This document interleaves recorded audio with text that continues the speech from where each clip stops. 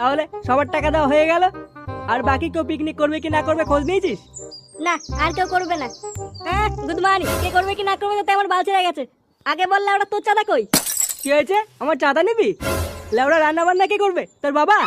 রান্না করবি বলে কি চাঁদা দিবি না নাকি? না, দেবো না। আরে ছাড় না ওর কথা, তুই হিসাব কর।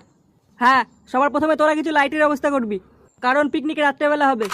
রাতেবেলা পিকনিক হবে? কই, আগে তো জানতাম না। কেন, আগে জানলে কি করতি? বাল ছিটতাম বাড়া। পটুদা, ওকে কিন্তু সব ব্যাপারে নাক গলাতে বারণ করো। তোরা একটু চুপ কর। তারপর কি জানো, হ্যাঁ, একজন গিয়ে ডিজে বক্সটা নিয়ে আসবি, আর তোদের ভিতরে কেউ একজন গিয়ে মাল আর মাংসটা নিয়ে আসবি। আমার বাবাও কিন্তু পিকনিক করবে, বলে দিলাম। এই কেলে করেছে, কাকু থাকলে তো মাল খেতে পারবো না। অত কিছু জানি না, বাবাও পিকনিক করবে, মাংস বেশি করে আনবি। কেন বাড়া, তোর বাবা কি রাগ করছো না নাকি যে মাংস বেশি করে আনতে হবে? কি বললি, কাই কি ছেলে, আমার বাবা রাগ কর? তাই তো মনে হচ্ছে।